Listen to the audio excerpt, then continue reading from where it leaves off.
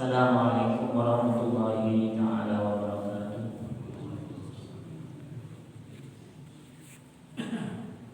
Alhamdulillahilladzi anzala as-sakinata fi qulubil mu'minin liyazdadu imanan ma'a imanihim. Asyhadu an la ilaha illallahul malikul haqqul mubin wa asyhadu anna Muhammadan abduhu wa rasuluhu shadiqul wa'dil amin. Allahumma salli wa sallim wa barik ala sayyidina Muhammadin al-karim wa ala alihi wa sahbihi wa man tabi'ahum bi ihsanin ila yaumiddin, amma ba'du. Segala puji hanya milik Allah Subhanahu wa taala yang mengurus semesta alam, yang menciptakan langit dan bumi dan mengurus kita semua sebagai makhluknya. Mudah-mudahan kita bisa beribadah kepada Allah Subhanahu wa taala dengan ibadah yang ikhlas tentunya karena Allah Subhanahu wa taala. Salawat beserta salam mudah-mudahan selamanya tercurah kepada baginda alam Habibi wa Habibana Nabi wa Nabiyina Muhammad sallallahu alaihi wasallam. Hadirin Bapak Ibu jamaah salat subuh, mudah-mudahan Allah bayarkan dan Allah ampuni semua dosanya. Amin ya Allah ya rabbal alamin. Di dalam diri setiap manusia, di dalam diri setiap kita, setiap bapak, ibu, laki-laki, perempuan, semuanya berada di dalam 3 unsur. Jadi setiap orang memiliki 3 unsur. Yang pertama adalah unsur jasad atau unsur fisik. Jasad itu adalah anggota tubuh kita, mulai dari kepala sampai kaki. Itu yang pertama adalah jasad ya. Kemudian yang kedua ruh, dan yang ketiga adalah qalbun atau hati. Yang pertama itu adalah jasad. Jasad diciptakan oleh Allah Subhanahu wa taala di dalam surah Al-Qasas kalau tidak salah.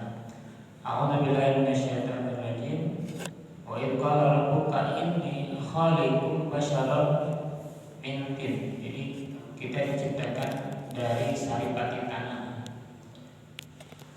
Mulai dari mata kita. Ketika kita punya mata, kemudian Allah kasih penglihatan kepada mata kita, itu merupakan sebuah nikmat. Kalau kita ingin merasakan nikmatnya mata, maka cobalah pejamkan sebentar mata kita. Kemudian bayangkan di dalam hati kita, ketika kita tidak melihat, tidak bisa melihat keindahan alam yang diberikan oleh Allah Subhanahu wa taala di dunia ini. Boleh nanti dipraktekkan di rumahnya masing-masing atau ketika sholat tahajud, betapa mata ini nikmat itu diberikan oleh Allah Subhanahu wa taala. Atau kita coba sesekali bisa berziarah atau bisa berkunjung ya ke rumah sakit mata, khususnya di Bandung, pusatnya di Indonesia, yaitu di Cicendo ya. Kita bakal menemukan banyak sekali orang yang mempunyai kekurangan di dalam mata. Ada yang sakit, tumor dan lain sebagainya. Bahkan saya pribadi pernah berkunjung ke sana selama 2 minggu. Jadi segala penyakit yang ada di mata ada di sana. Betapa kita karunia yang sangat besar bahwa mata itu bisa melihatnya. Kata Allah di dalam Al-Quran surat Al-Infitar ayat ke-6, Ya ayyuhal insanu ma gharraka bi rabbikal karim. Ketika kita diberi karunia oleh Allah Subhanahu wa taala berupa mata ini, maka tanyakanlah kepada diri kita, apakah mata ini sudah kita manfaatkan untuk melakukan taat? Banyak mana antara melakukan taat dengan melakukan maksiat?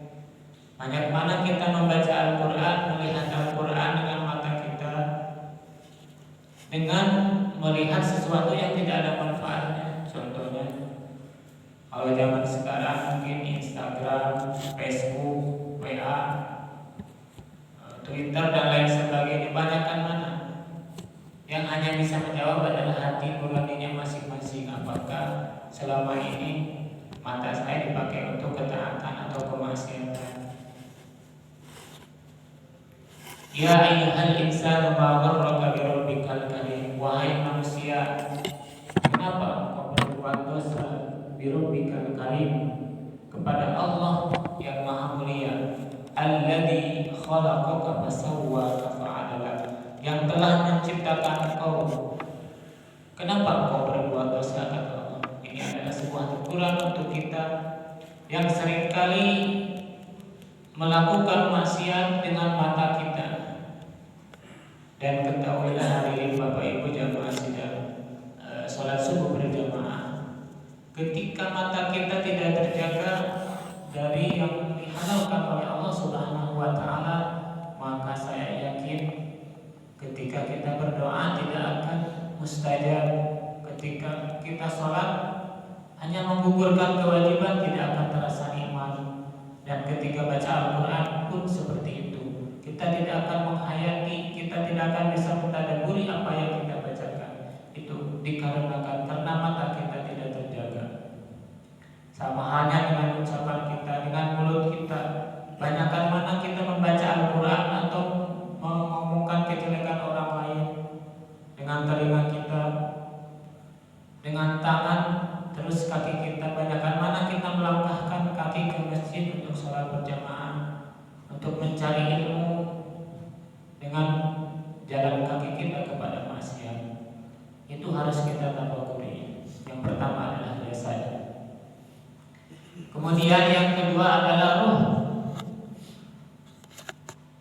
Ruh ini ditiupkan oleh malaikat ketika janin berusia 120 hari atau 4 bulan.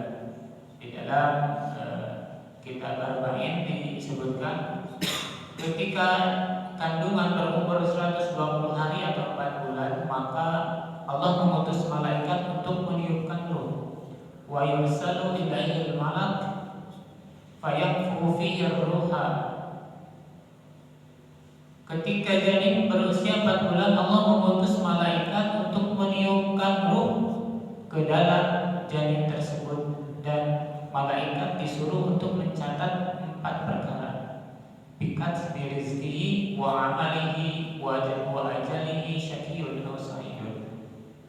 Jadi ketika kita berumur 4 bulan di dalam kandungan ibu kita, maka malaikat sudah menuliskan rezeki kita berapa. Kalau rezekinya belum selesaikan semua diberikan, maka kita belum akan mendapatkan kematian. Karena kematian itu adalah tandanya rezeki kita, jatah rezeki kita di dunia sudah habis, maka ajal pun akan menjemput kita. Kemudian amal kita sudah ditentukan, banyakkan yang taat atau bacakan yang maksiat.